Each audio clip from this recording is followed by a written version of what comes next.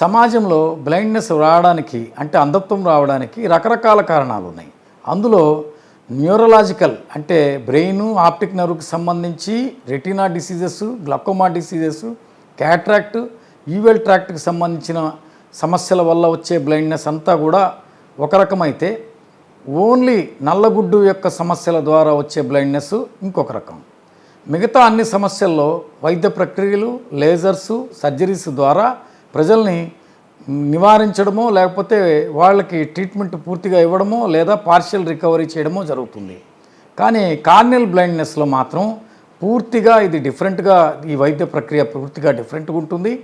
ఇందులో నివారణ కార్యక్రమాలు ప్రజలకి చేరవేయాలి. అలాగే వచ్చిన వాళ్ళకి ఎవరికైతే ఈ సమస్య వచ్చిందో వాళ్ళని కాపాడేదానికి కూడా చాలా క్లిష్టతరమైన ప్రక్రియ ద్వారా వీళ్ళని కూడా కాపాడవచ్చు. అదే ఐ డొనేషన్ ప్రక్రియ.